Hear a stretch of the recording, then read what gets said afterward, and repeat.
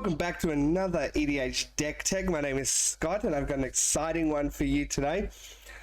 So Fain the Broker, so I've been brewing this one for quite some time. It had come out with Strixhaven, which was a set I really enjoyed, and ever since it was kind of printed, this idea of what does mono black artifacts look like. Artifacts not usually a theme that mono black is really known for. Well, a really heavy artifact theme anyway. They're usually done in other colors. So I really wanted to kind of work out, okay, what does that look like in mono black, as well as treasures. You know, treasures are becoming much more important and much more common in the commander sphere, I guess. So I really want to see, okay, how does mono black work with treasures? Is it supported enough for treasures, or is it being left behind like some of the other other colors?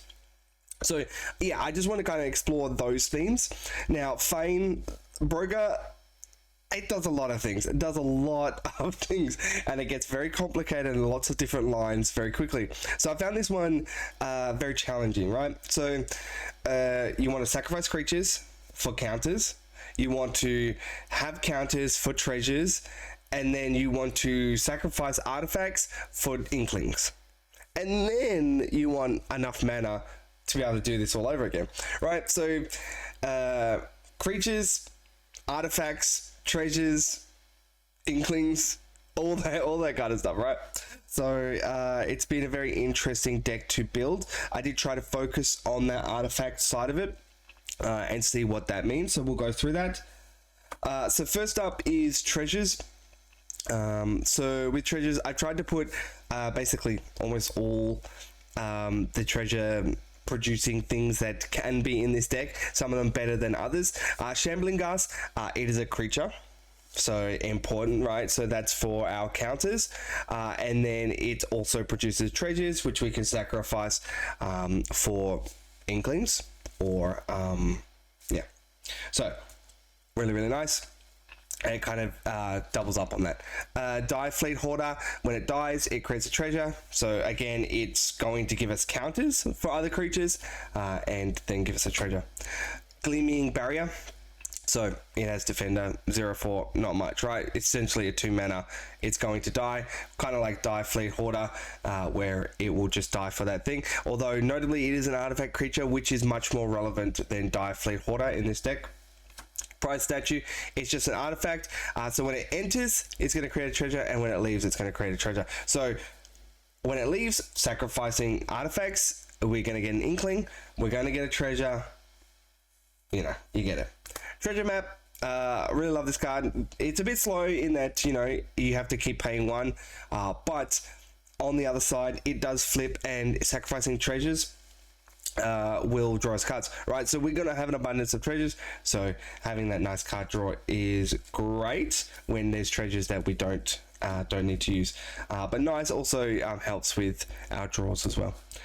Black Market Connections, really great. Happy to pay 1 life for that treasure, no problems, and I'll usually pay the 2 life for the draw card, although there's not a lot of life gain in this deck. So you know, that one you have to kind of make a decision. I don't think I've really ever made a changeling in this deck, but really it's there for the continuous treasure. Skullport Merchant comes down, creates a treasure, great. It has its own sacrifice outlet, which is okay, 2 mana, but it can sacrifice treasures, so it's nice that with those leftover treasures we can utilize them.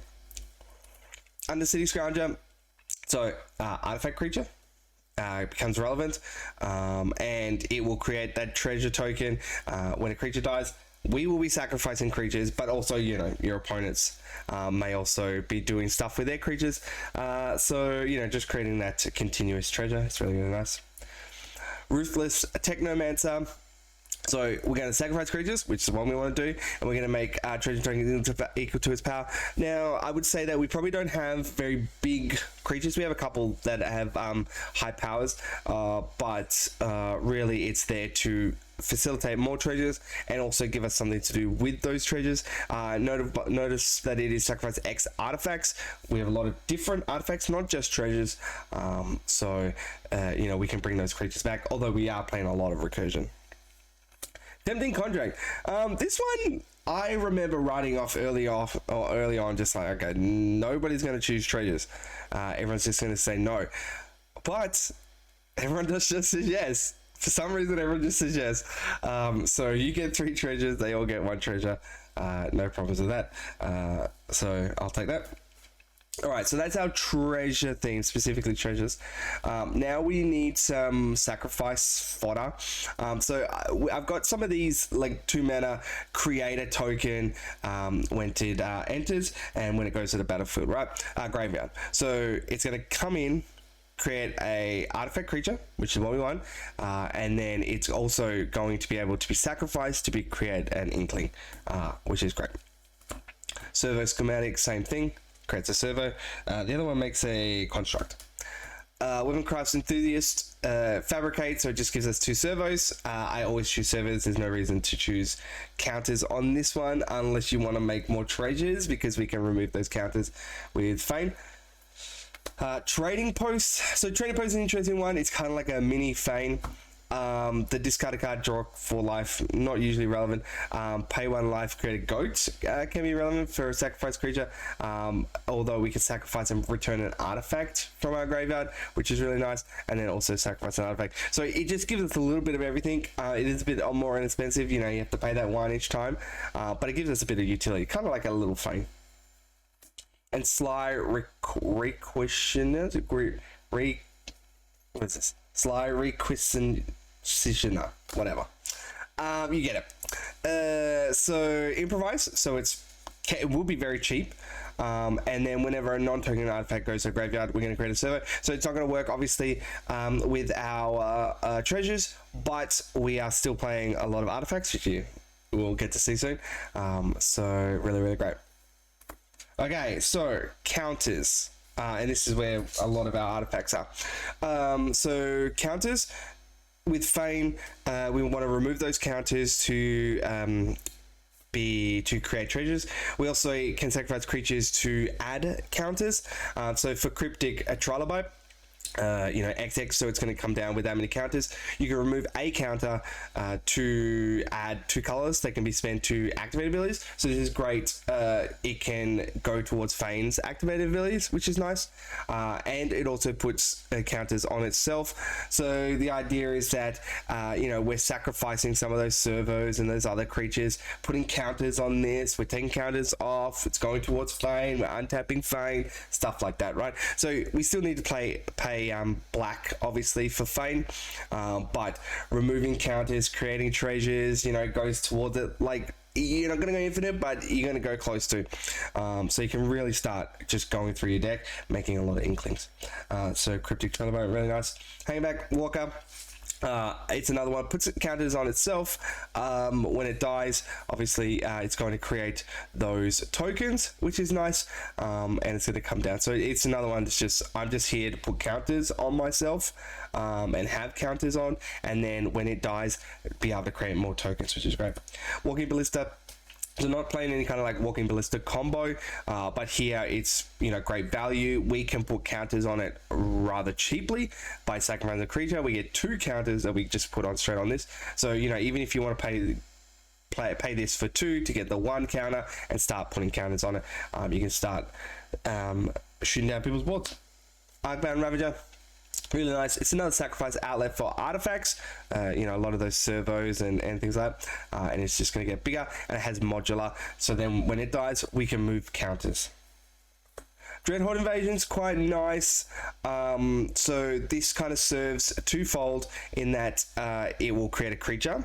So if we want to make creatures so that we can sacrifice them to make counters, we can, but also adds a creature that has a counter, so we can remove that counter to create a trader. So really, really nice. So essentially, this is 2 mana, lose a life, create a treasure, but tap Fain. You know, so you've got that kind of flexibility. So really, really nice. Still, obviously, puts counters on all our artifact creatures, so this is where that importance of artifact creatures come into play. You know, we want servos and things like that, so puts a counter on all of them. Scrapyard, Recombiner. As modular, it's great. Sacrifice a creature, search for a construct. So there are quite a few constructs in this deck, some that are powerful. So, you know, you can just go ahead and just straight. And it's only sacrificing an artifact, which is really nice.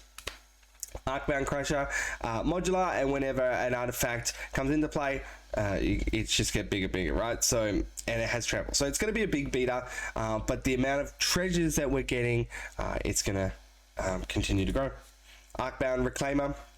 So another one has modular, and we can remove the counter to bring something back from the graveyard, which is really nice. Lots of recursion. With this one, it just goes on top of the deck, is all. Okay, so those are the kind of modular counter kind of relevant cards. Some untapping. So Fain, 4 mana is a lot to untap, obviously. So we do have some untaps. So Mage Right Stone will untap our creatures, as well as a lot of our artifacts will also have, our artifact creatures will also have activated abilities. Patria's Seal, I think it's pronounced Patria's Seal. So it's, you know, bad ramp, but for 1 mana it can untap a target legendary creature, so essentially Fain, which is really, really nice and cheap. Down in the elixir, this one's probably the best one. It's going to give our artifact creatures haste, when the ones that have tap abilities, and we can untap creature, which is nice. And a Drust Scorpion.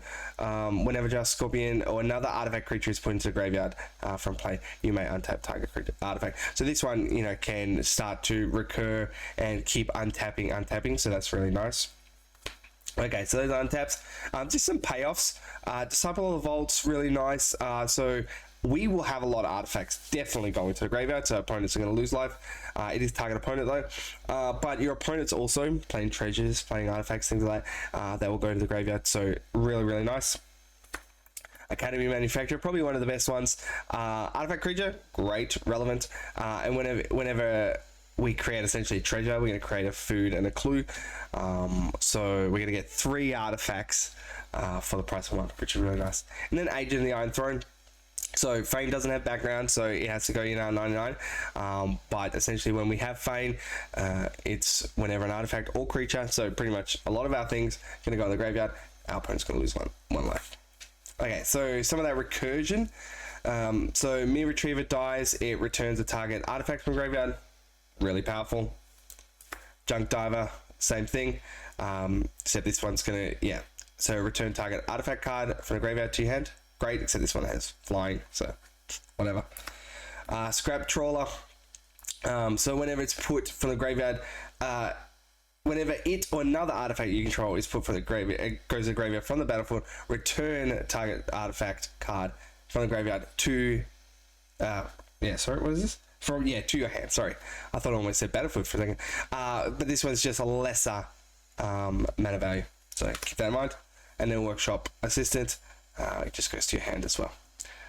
So really relevant. Again, when these die, you know, Fain will be sacrificed for them, so it's fantastic. Shimmermere, just a bit of value. We have a lot of artifacts in this deck, so just give them flash is really, really nice. Okay, so win conditions. So you thought it would come in. This is the reason why you play treasures in mono black. Revel and Riches. Your opponent's creatures will be dying, which will be giving you treasures, fantastic, but you are also making a lot of treasures, so this is the main win condition. Of course you do have to wait until your upkeep, but you know, such a powerful card, and usually this is the way that I'll win. And then Marionette Master as another backup. Artifacts will definitely be going to the graveyard. That is the theme of this. You fabricate, so you put 4 counters on this one. This one you don't create servos, as different to the Weaponcraft Enthusiast, but yeah, really, really powerful. Just a bit of protection. So Maliki Rebirth, really, really nice. They're going to target Fain. They're going to target some of our relevant artifact creatures. You know, we can protect it, and it's a land. Lightning Greaves, just to also give Fain that haste, which is really nice, and some of our artifact creatures also. Okay, so card draw. So Skull Clamp, really, really good. We got a lot of 1/1 servos, things like that, so really nice. I put in things like Costly Plunder. You know, you could probably fit out this draw however you want. You know, Knight's Whisper, Sign of Blood, I'm always a big fan. But I did go with these Costly Plunders. It supports the sacrifice, as well as it does hit artifacts. So if I need to sacrifice a treasure or a food or a clue, you know, that's quite nice. Deadly Dispute, same thing. Artifact or creature, and this one does create a treasure. Fantastic. Ica Wellspring comes down, gets a card, replaces itself, and it goes to the graveyard. It replaces itself. Then we get an Inkling. You know, Myconsith Wellspring. So this one gets a basic land when it enters and when it dies. So essentially drawing these 2 lands, which is great. Reckoner's Bargain. This one will gain life, but it also hits artifacts. Mindless Automaton. So it comes down with counters, 2 counters, whatever. That's not too important. Now it can put counters on itself. The more important thing is that you remove 2 counters and you draw a card. Essentially, we got access to more counters, so we can keep putting counters on this and keep drawing cards. And you know, it's free other than just remove the counters. They're really fantastic. Mystic Forge. Playing a lot of artifacts, a lot of colorless cards. It can also help with draw. Knowing what we're going to draw is really, really good, and then kind of getting rid of anything that we don't need. Really, really nice. Kuldotha Forge Master. So this is probably the best construct. So it can tap and sacrifice 3 artifacts, and then we search for an artifact to put it on the graveyard. Really, really powerful. You know, if you have this in Academy Manufacturer and creating a treasure, you essentially get the 3 artifacts that you then sacrifice to then get a construct, and you just keep going.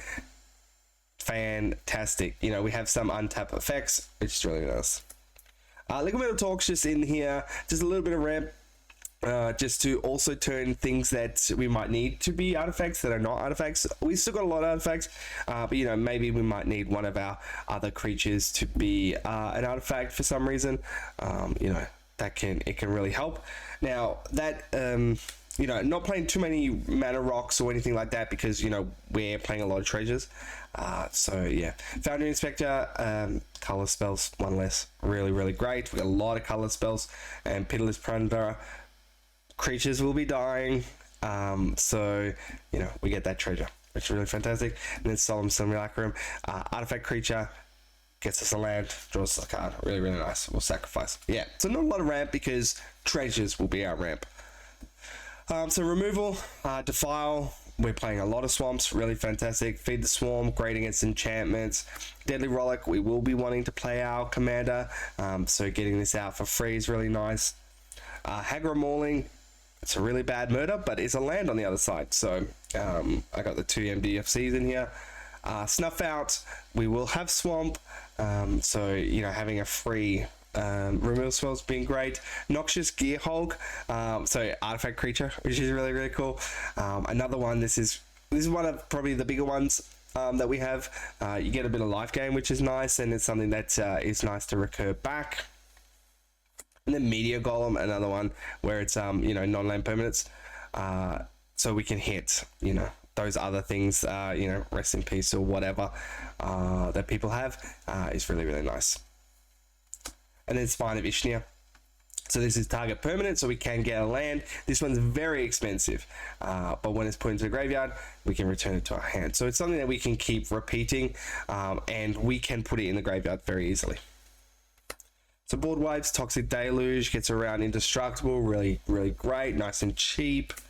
Mutilate, we're playing a lot of swamps, so that -1 also gets around indestructible.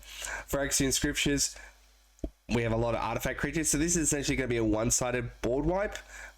It will give Fain the counter, and then we can destroy all other non-artifact creatures, or we can give something else the counter that's much more relevant. So really, really nice. Okay, lands, pretty typical layout. Paducah Bog for Graveyard Hate. Buried Ruin just for an additional recursion in our land spot, which is really, really nice. Just as a kind of safety. We are playing a lot of recursion, but having a land slot is super powerful. Cabal Coffers, a lot of swamps, very powerful. Cabal Stronghold, a lot of basic swamps also, so you know, later game can be much more powerful.